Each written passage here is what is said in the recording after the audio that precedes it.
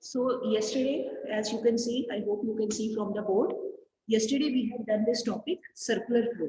Okay. So firstly, before going ahead, please write the definition once again. Please write one definition. I am going to speak. Circular flow is a flow of activities. Very brief definition. Circular flow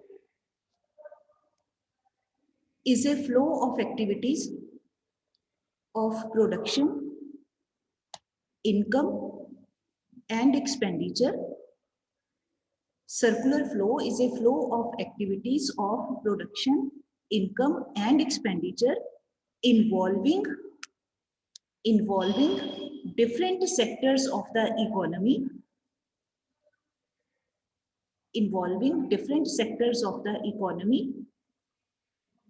bracket में आगे लिखिए namely household sector, firms sector या producer sector भी आप लिख सकते हो, household sector, producer sector, government sector and rest of the world sector.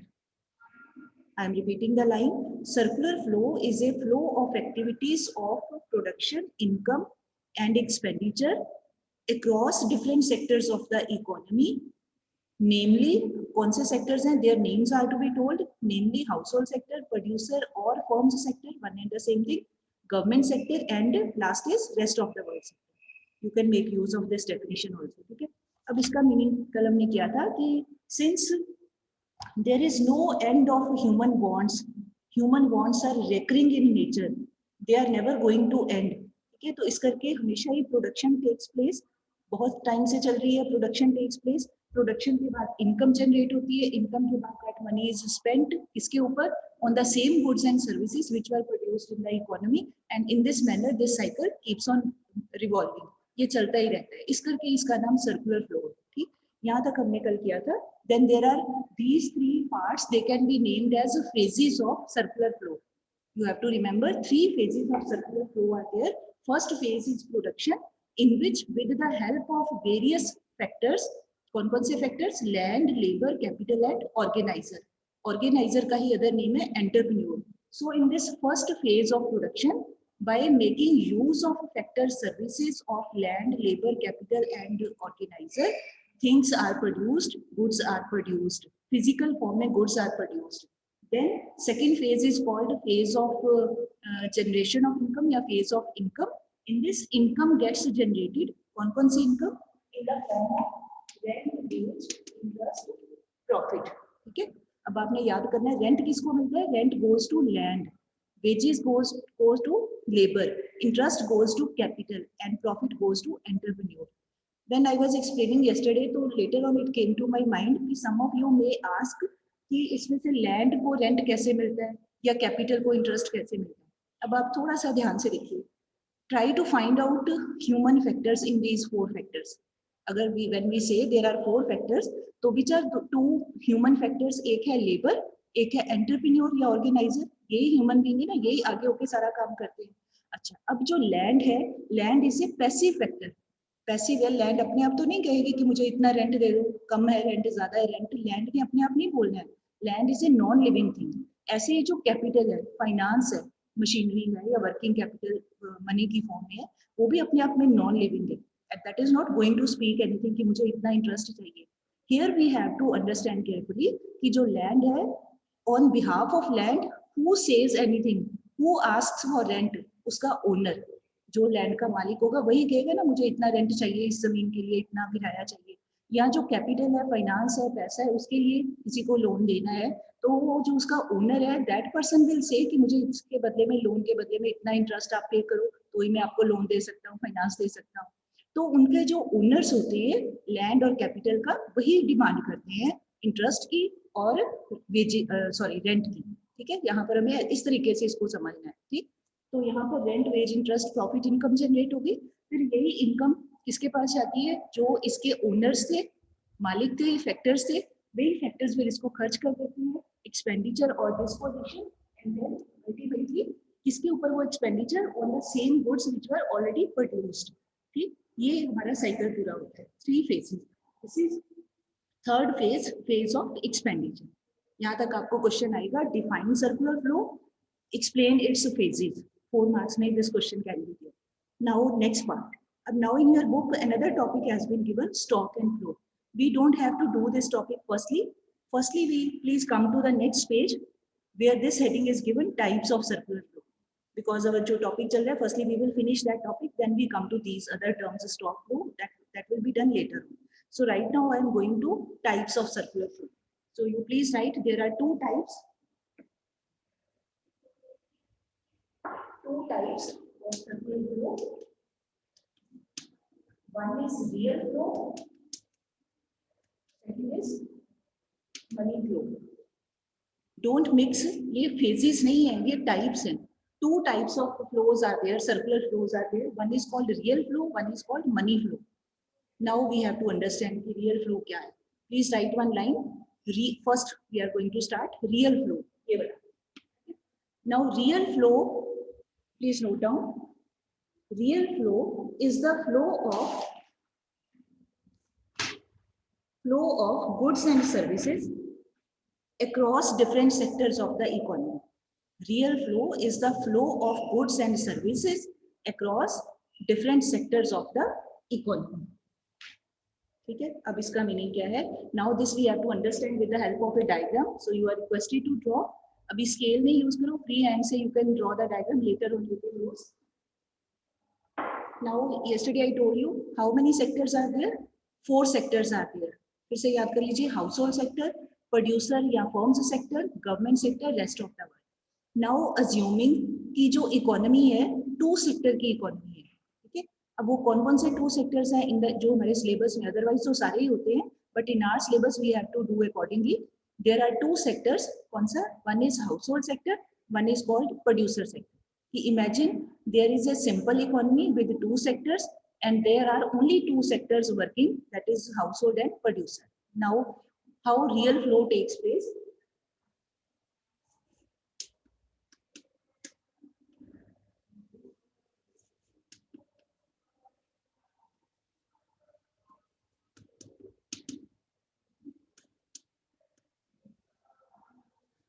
Please draw 2 boxes or rectangles, कुछ भी डिजाइन ड्रॉ कर लो, hardly matters. Household sector, HH stands for household sector. Here you can either write firms sector or producer sector, any word can be used. ठीक. अच्छा, अब क्या होता है real flow में, जब हम कहते हैं flow of goods and services across different sectors. अब नाउ अंडरस्टैंड, सबसे पहले क्या काम स्टार्ट होता है? First of all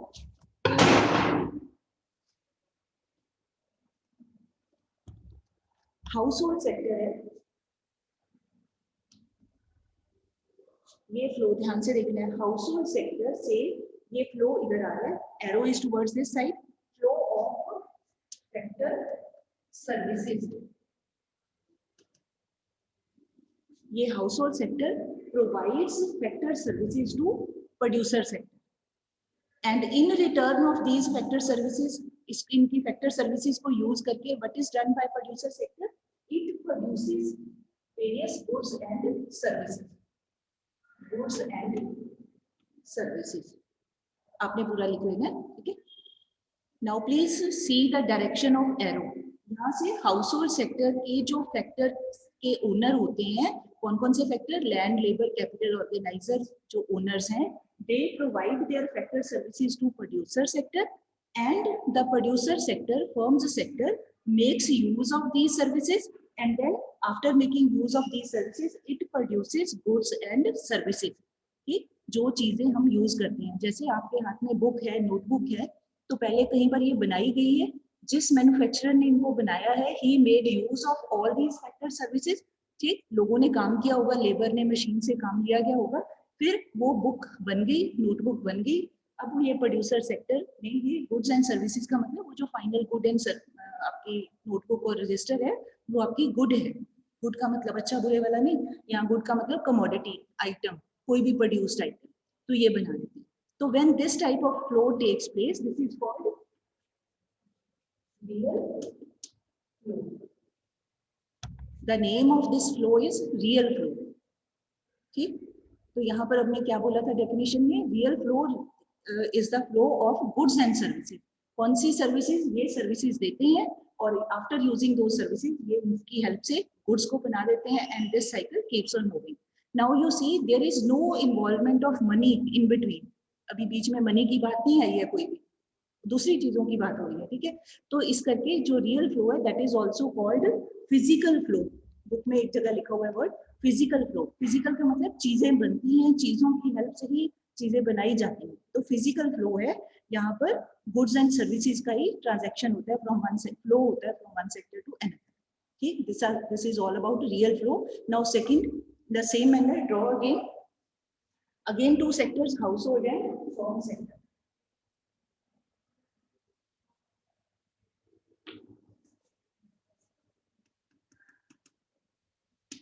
Firms sector.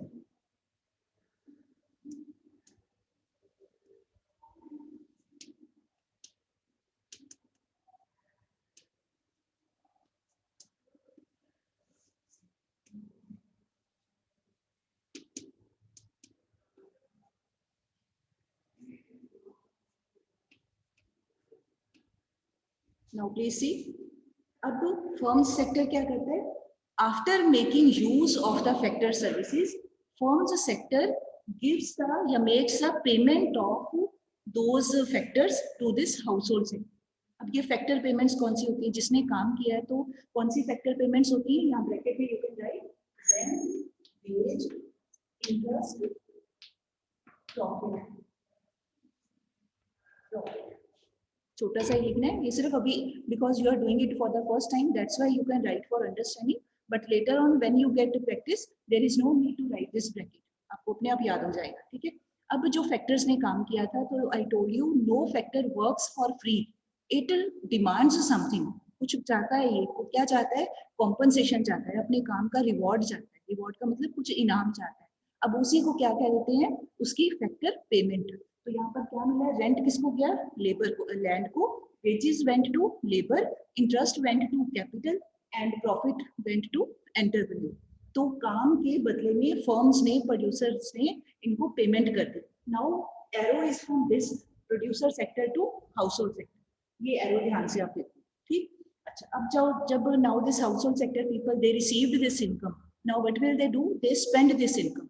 Now assuming कि the household sector people they are not saving anything. Yesterday also this point came. This we do later. Assuming कि there is no financial sector, no banking sector, money sector कुछ नहीं है. Nobody saves anything. Neither firms save any part of their profit, nor household people they save anything from their salary or income. ठीक, assume करना है. Why? Because we are studying about the this concept of two sectors only. ठीक, और कोई sector है ही नहीं, ये मान के चल रहे हैं. Right, now this household sector people they will spend that factor payment which they have got. किसके ऊपर स्पेंड करेंगे? ये स्पेंड करेंगे on the goods and services which were made by this firms sector. तो यहाँ पर लिखिए consumption expenditure on goods and services. मतलब हाउसहोल्ड सेक्टर ने after receiving these payments they spend that money. उसी स्पेंडिंग को कह देते हैं कंजम्पशन. पूरे वर्ड्स में लिख लेना कंजम्पशन एक्सपेंडिचर. किसके ऊपर? On goods and services. तो then that means again now flow of money is from household sector to firms sector. आपने डायरेक्शन देखनी है. You have to pay attention to the direction of money. Money कहाँ से कहाँ जा रहा है? पहले आ रहा है money is flowing from firms sector to household sector, that is in the form of factor payment. Then afterwards money is now flowing from household sector to firms sector in the form of consumption expenditure on goods and services. Okay? So if this type of flow takes place, this is called, you can write, this is called money flow. Clear बेटे? ठीक है, अब now money flow में क्या हो रहा है? It is involving use of money. यहाँ पर we are not talking about commodities, physical चीजों की we are not talking about. We are talking in terms of money payment. Money आ रहा है, मनी खर्च हो रहा है, मनी के टर्म्स में बात हो रही है. ठीक, क्यों हो रही है? Because our modern economies they are monetary economies. हम सारा जो खर्च करते हैं, रिसीव करते हैं, पेमेंट्स लेते हैं, देते हैं, वो मनी के तौर पे हम करते हैं. मनी हमारा उसमें एक मीडियम ऑफ एक्सचेंज है. मीडियम हमारा मनी जो है that is our medium of value, medium of exchange. Money की हेल्प से ही हम सारी ट्रांजेक्शन्स करते हैं. So that is why it is called money flow. ठीक, now you can see on the next page of your book difference has been given.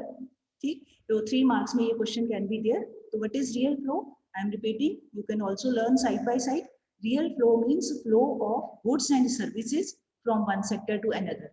On the other side, money flow means flow of money from one sector to another. ठीक, एक में क्या देना है good service, other में क्या देना है flow of money. Second is जो रियल फ्लो है that involves only exchange of goods and services. Repetition ही है ये पॉइंट बनाने के लिए, अदरवाइज फर्स्ट पॉइंट में it is clear, but still in order to make point to add point यहाँ क्या कहेंगे रियल फ्लो में it involves only the exchange of goods service, और दूसरे साइड पे on the other side money flow में it involves exchange of money from one sector to another. ठीक, फिर है जो रियल फ्लो है, think carefully in the present time is it possible to make use of real flow. ध्यान से सोच के बताइए. I hope in 10th class you have read about barter system of exchange, commodity for commodity exchange. तो आजकल के time में आप या मैं काम करते हैं तो महीने के बाद हमें मनी के तौर पे सैलरी मिलती है, कुछ चीजों की फॉर्म में मिलती है कि ये वीट ले जाओ, ये राइस ले जाओ, ये कपड़ा ले जाओ, ऐसे तो नहीं मिलता. हमें मनी के तौर पे पैसे मिलते हैं, सैलरी मिलती है, कैश फॉर्म में मिलता है. ठीक है, तो प्रेजेंट टाइम में रियल फ्लो पॉसिबल नहीं है. तो when is it possible? Real flow तभी सक्सेसफुल हो सकता है if there is barter system of exchange type system in the economy. चीजों के बदले में चीजें, काम कर दिया तो बदले में उसके बदले में कोई चीज मिल गई ऐसा. बट क्योंकि प्रेजेंट टाइम में this type of system is not working, barter system नहीं है, so that means कि real flow can be successful only in case of it is related with barter system of exchange. On the other side जो money flow है that is related with present monetary system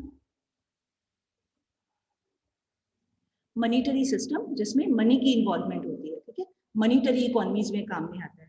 फिर एक और है, इसको कह देते हैं जो रियल फ्लो है that is called physical flow, और जो ये मनी फ्लो है that is called here it is written nominal flow. Nominal word का मतलब मनी होता है, एक नॉमिनल होता है थोड़ा सा, जैसे थोड़ी सी चीज होना, उसको भी नॉमिनल बोल देते हैं. और यहाँ पर इकोनॉमिक्स में नॉमिनल का most of the time meaning is taken as money. तो नॉमिनल फ्लो कह देते हैं इसको, या दूसरे को कह देते हैं फिजिकल. तो here you can get question for 3 marks. ठीक, now we have to draw both these flows in one diagram. Right now we have made use of 2 diagrams. Now we have to draw in a single diagram. So let us see. You can give the heading circular flows in a 2-sector economy. Give heading circular flows in a 2-sector economy.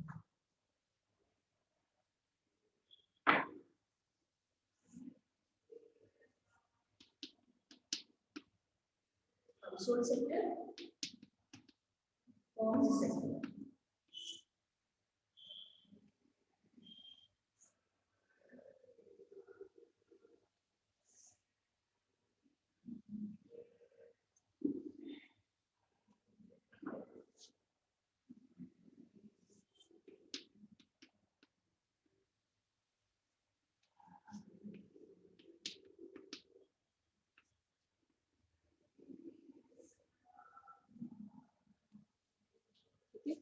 थोड़ा सा बड़ा बना लेना because both diagrams are to be shown together.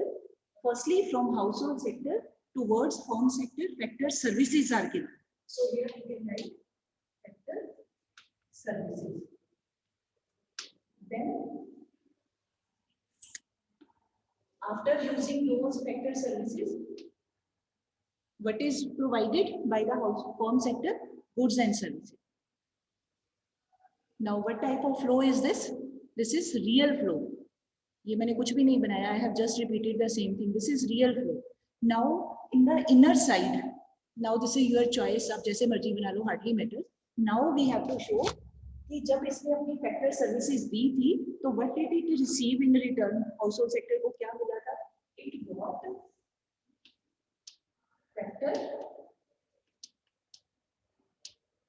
payments. ठीक है, when it provided, household sector provided its factor services to this sector, then in return of those services it has received factor payments. कौन सी factor payments? Rent, wage, interest, profit. Okay, then after receiving this money, these factor payments, now what has been done by this household sector? Again it has spent that money, जिसको हम क्या बोला था हमने? Consumption expenditure. Now money will go from consumption expenditure. EXP whenever I write, that means expenditure. ठीक है, on goods and services. Just to save time, I make use of the short terms or abbreviation, but you are requested to write full words, proper words. ठीक है? So ये हो गया. तो अब क्या हुआ? ये हाउस होल्ड सेक्टर में, फर्म सेक्टर ने पहले इसको गुड्स एंड सर्विसेज दी थी, और हाउस होल्ड सेक्टर ने क्या कर दिया यहाँ पे अपना consumption expenditure. Now you see carefully this inner part, inner cycle. This is nothing else but money flow. इसमें money is getting involved. और जो outer cycle है, circle है या flow है, that is reflecting which flow? Real flow. I hope it is clear. ठीक है? Inner cycle या circular flow, that is monetary flow या money flow, and outer cycle or circular flow, नाम वही है cycle या circular flow. Outer cycle circular flow, that is showing money flow. So if question comes to you, कि draw circular flows in a two-sector economy, so then you are supposed to draw this a single diagram. Otherwise, most of the time separately it is asked to draw real flow. Yeah, what do you know about money flow? That is asked separately, right? So this is very important from point of view of your exam. Now coming to the topic which we left beforehand, that is stock and flow. Very interesting. Please take out that page.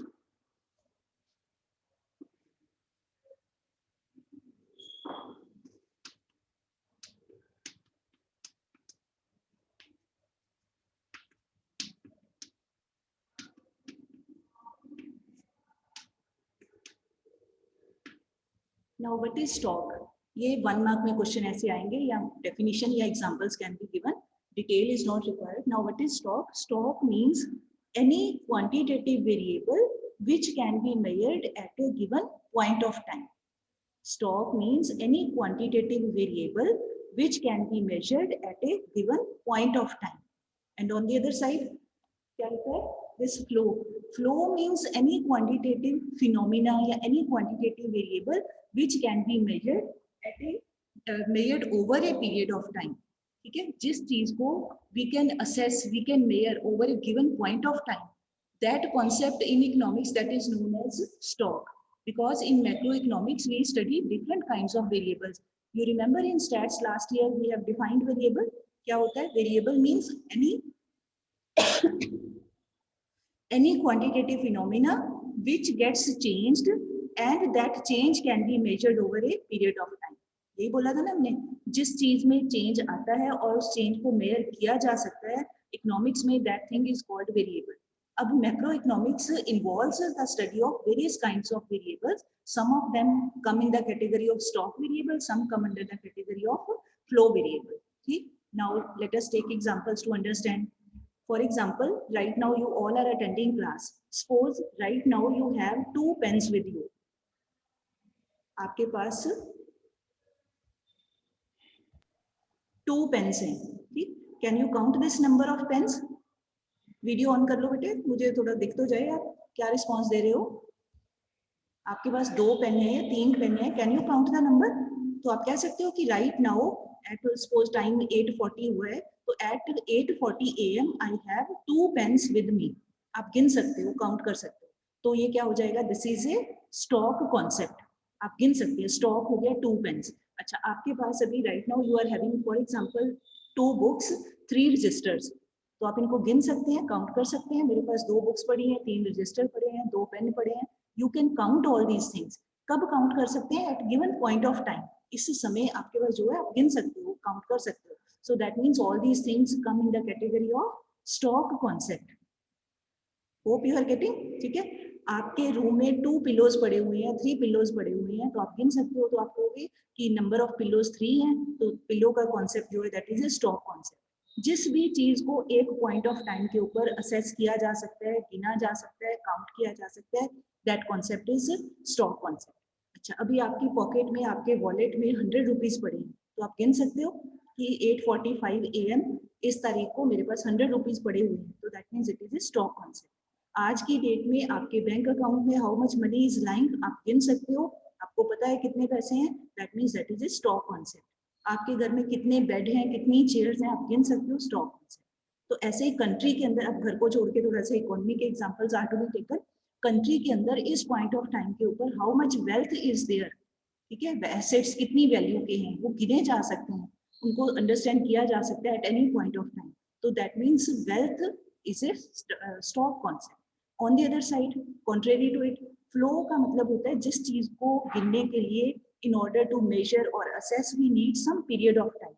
थोड़ा सा हमें time चाहिए. That period can be of 1 day, 1 week, 1 hour, 1 month, 1 year, ज़्यादा भी हो सकते हैं depending upon the nature of the product. ठीक है. तो that concept is known as flow concept.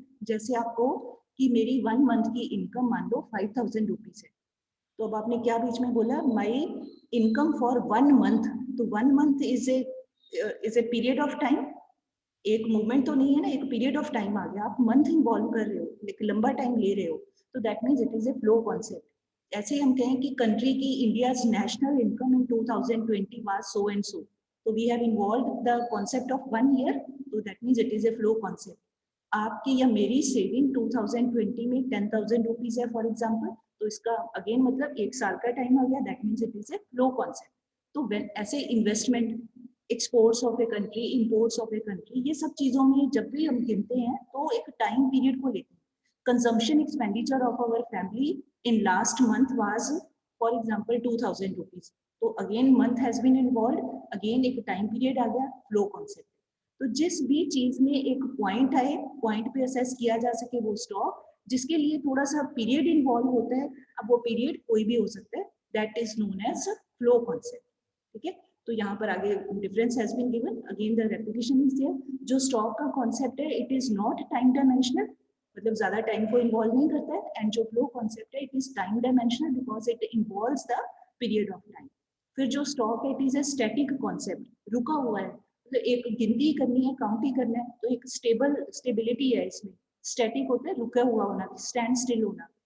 On the other side flow concept is a dynamic concept, बदलता रहता है, चेंज होता रहता है, इनकम चेंज हो जाती है, इन्वेस्टमेंट चेंज हो जाती है, consumption expenditure changes, all these things change.